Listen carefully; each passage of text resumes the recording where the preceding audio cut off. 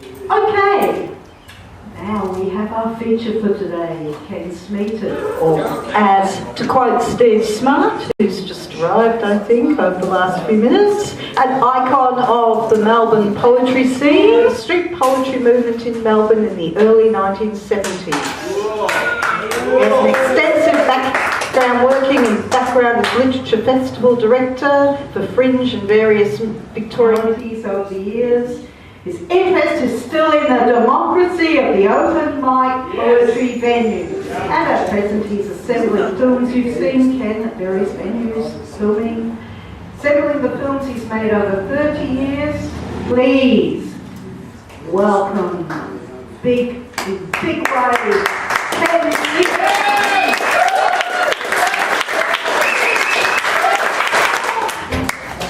Thank you very much. And it really is an honour to be at the Dan. So I'll start with a bunch of poems from the manuscript I'm putting together with the working title, won't be the end title, the working title, The Cast and Crew. Not enough lifeboats for the cast and crew aboard our overloaded epic, sailing into our last red sunset. You might say, what a way to go. If you're in the good cabins, no worries. But if you're deck-bound poor, there's no next shore. Our vessel, Mother Earth, is overloaded, sinking under the weight of overpopulation. The struggle to save our ship not underrated, however the cause demands better explanation. For all aboard Mother Earth, the whole cast and crew are hoping against the bloody hope to sail through. Yeah!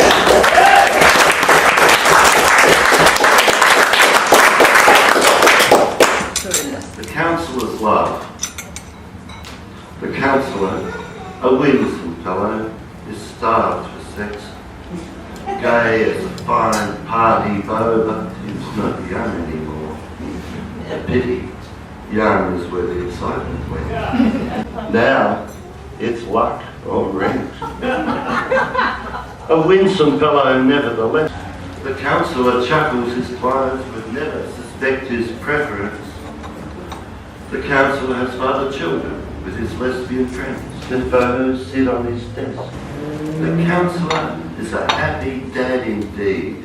He is a modern male human and proud of it. But there's no training in this getting old bullshit. He thinks of his uncle approaching retirement, knows he loves a fuck, gay or straight. As his old handsome old uncle says, a fuck's a fuck. The counsellor visits his uncle to vent. He knows the old bloke will consent like a vampire at a feast. But we'll see. If it helps, he concludes, well, in the wee morning it's to the couch. It was, and it wasn't helpful. Uncle loved it. Bagged out early. Damn. No takeoff. No fuel in his old rocket. And he should have remembered, the old bloke has chronic sleep apnea, jerking and moaning and noises all night. The couch, the counsellor's only option. He knows where the blanks are kept. He has done a good deed, he counsels himself, but he is heading into his uncle's territory, and the counsellor is lonely. As much as he has lost, his uncle found. Will he be so lucky when he is old?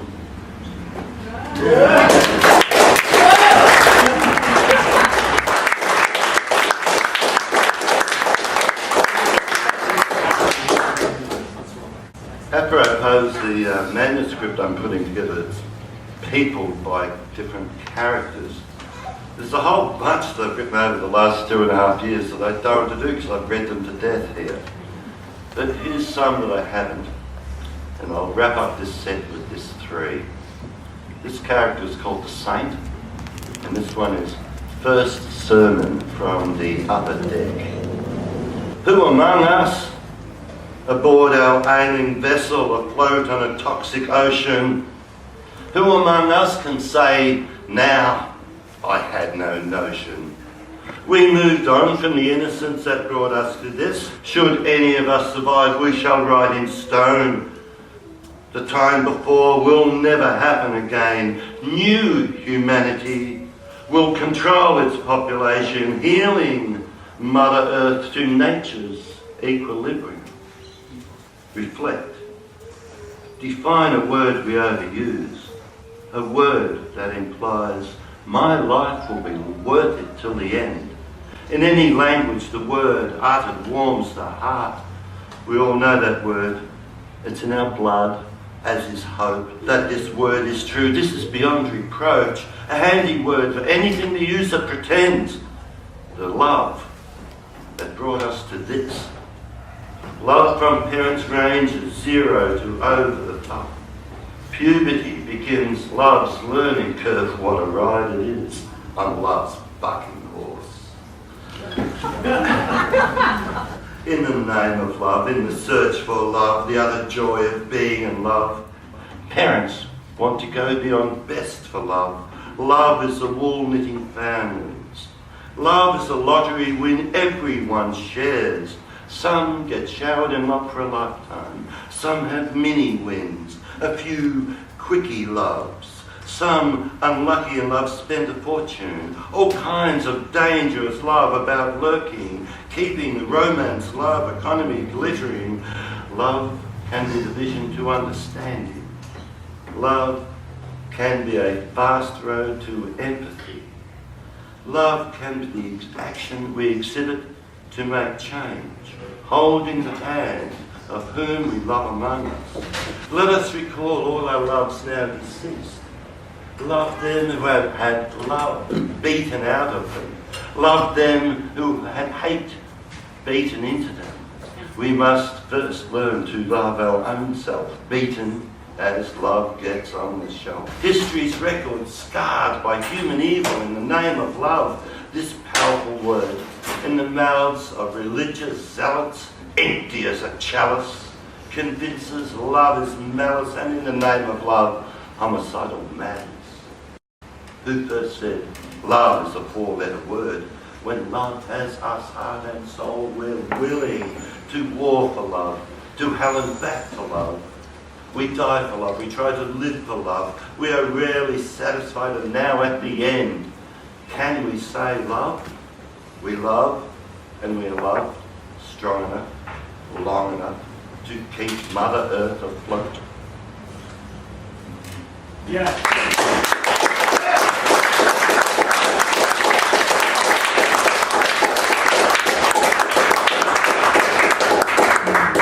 This character, the saint, gets to reflect upon himself. What brought him here? The saint reflects. From his position of certainty, he ponders questions of morality. He has conquered withdrawal. The fish on the end of his line is immortality. His return to himself at the end of each day, closer yet further from God, from paradise eternal, with each day's strenuous labour, tending the holy vine, sacred red wine, our Lord's blood.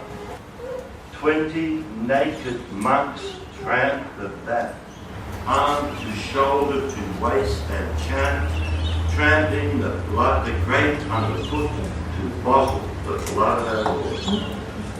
Loading barrels onto mules, wide into the crowd of profanity. The sinners parading at the market, cursed priests, curse the Lord's warning, harlots and transvestites calling.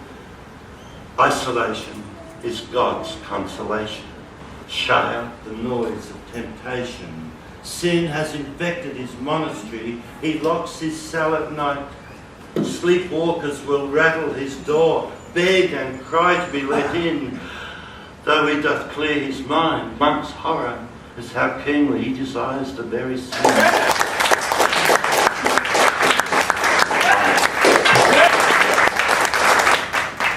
our demons. In the main, we the people are good souls, but there are no pure saints among us. Even the slightest demon inhabits all. We aim to be a decent human, but it is not easy.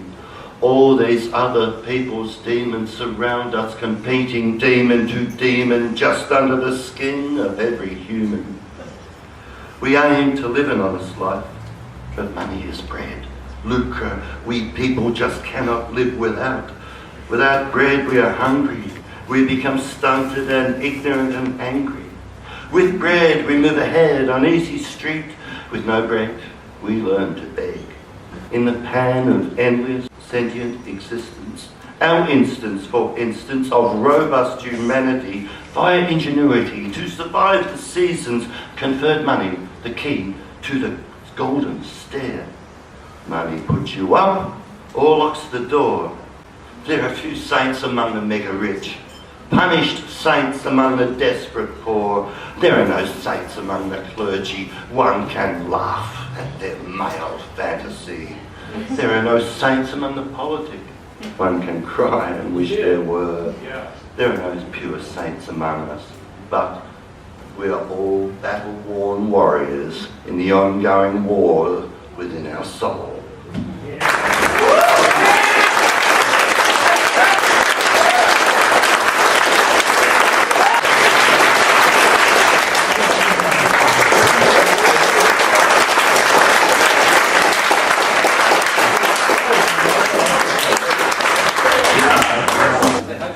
Oh wow, I've always liked Kent's poetry and I've liked his reading. Hear him in long play when he's firing, yay.